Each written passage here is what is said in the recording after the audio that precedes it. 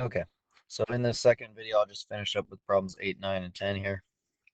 Like I said, all you have to do is just take the integral of this function on from a to b, and then divide that by b minus a. So this one you're going to have to do substitution. You could FOIL it out if you wanted to, and then distribute the 2x. Fine. It's a long process, but I will let u equal whatever you're raising to the power. Right, so this would be 4 plus 3x. So then I rewrite my integral. I'll put in my a and b later. So this would be u cubed and then times 2x dx, right? So that means my 2x dx needs to be du, right? So du would be 2x dx. But when I take the integral of this, right, I get u equals, what would that be, 2/3? No, that would just be x squared, yep, plus c. So the plus c part, just take care of in the 4, because that's my u, right? These u should be the same because u equals u, right? But what I need is 3x. I wrote this down wrong. You probably saw that. 3x squared, right? So I have the squared part, but I don't have the 3, right?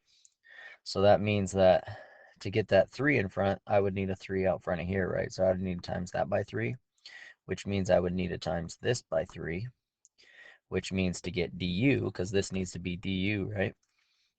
So, but it needs to also be 2x dx. Well, if I'm multiplying the 2x dx by 3, I can't have that because this is 2x dx. So I need to divide this side by 3. So then 1/3 du is equal to 2x dx. So now I can replace 1/3 du with 2x dx. So this would be the integral. I'll just put the 1/3 up front. And then this would be u cubed du. Now I can take the integral of that, 1/4 u to the 4th times by 1/3, right? So that could just be really 1/12. That's fine. And now I can substitute u back in, which is 4 plus 3x squared. I forgot that first time. And then that is being raised to the 4th. And then I'm taking 1/12 of that. All right, so now I'm plugging in. I'm going to plug in my a and b, which is 0 to 1. I'm going to plug 1 in, and then I'm going to plug in 0. What sucks here is actually going to have to plug in both 1 and 0 because this 4 does not have an x in it, so I have to plug in 0 as well. So it would be 1/12 4 plus 3 times 1, which is not that bad, right? So that's really just 7. But this is being raised to the 4th, right? Minus 1/12, or you could put that in the outside, doesn't matter. So I'll do that. Let's bring this over. So this is being raised to the 4th. And then I have to take 4 plus 3 to the 0, which is great, squared. And that is being raised to the 4th. All right, and that's all being times by 1/12. So that would be 7 to the 4th minus, that'd be 0, so 4 to the 4th times by 1/12.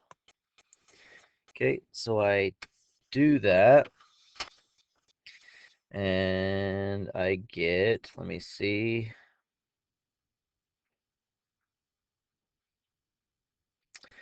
I get,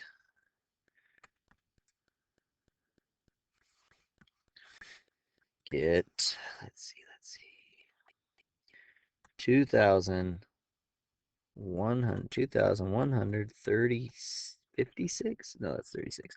36 over 12, which equals 178. Okay, and then I have to divide that by my b minus a.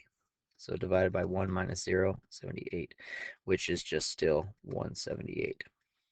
Okay, so my fave equals 178. So the average value function, average value of a function of this function is 178. Okay, now the same thing is true on number 9 here. I'm going to do the exact same thing, but this time after I take the integral, I divide by my b minus a. So I'm dividing by 3. And then after I do that, I'm going to have to do something else because it wants me to use the mean value theorem here to find the value of x or value of c. Okay, so let me go ahead and erase this. But basically, I'm setting up the integral, and I'm going to take the integral of this 3 plus 4x squared, which is just a 3x. So that would be 3x plus 4/3 x cubed from 0 to 3, and then I want to divide that by 3 minus 0, which is 3. Okay, and so I go ahead and do that. I don't have to plug in 0 here, right, because it's going to eliminate there, so I really just have to plug in 3. So 3 times 3, 9, plus 4/3 times 3 cubed, all over 3, and that turns out to be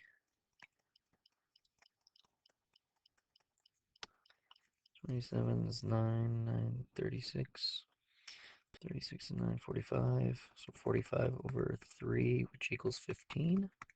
So 15, that's where this came from. So now that would be the fave.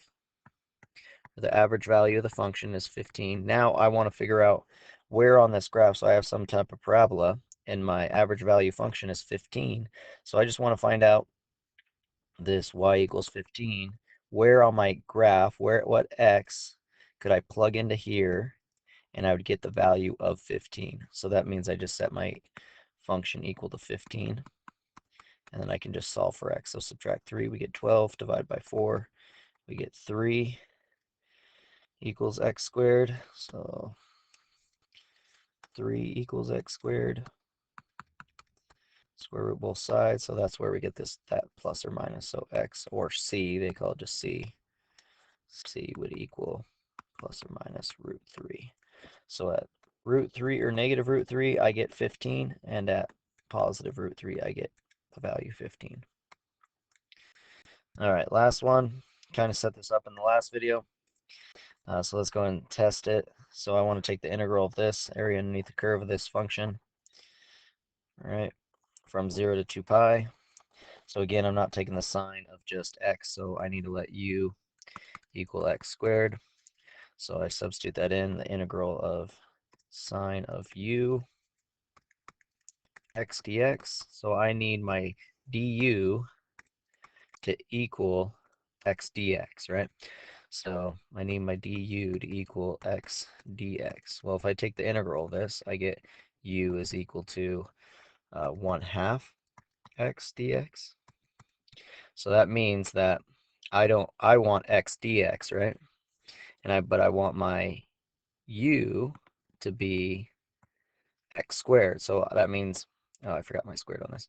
That means I would have to times this by 2, correct? So that means I would have to times this by 2. Well, this now says 2x dx, but I don't want 2x dx. I just want x dx. So that means I have to divide this by 2. So that means I would have to divide this by 1/2. So that means my du, if I put half du, then that would equal x dx, which is what I need. So this is now going to be a half du. So I'll bring that 1/2 in front of my integral from 0 to 2 pi halves of sine of u, du now, and that would be negative cosine, correct? So negative cosine u. And now I can plug my u back in, which is x squared. So negative cosine x squared. And then that is going from 0 to pi halves, right? And 1/2 out in front. We're running out of room. Okay, so now I have to plug in both of these, okay, because 0 cosine of 0 is 1, so I do have to plug that in. Cosine of pi halves, but it's being squared, so that's where I get pi squared over 4.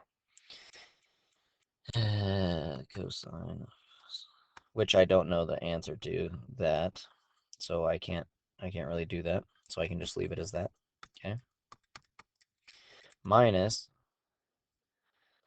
uh, negative cosine of, this time I'm going to plug in 0, cosine of 0 squared. Okay. So that would return to a plus, and cosine, and 0 squared is 0. Cosine of 0 I know is 1. Then I can distribute that half, and I get negative 1/2 cosine of pi squared over 4 plus, or minus, no, that would be a plus 1/2. Okay, so then there's my final answer. There you go. All right.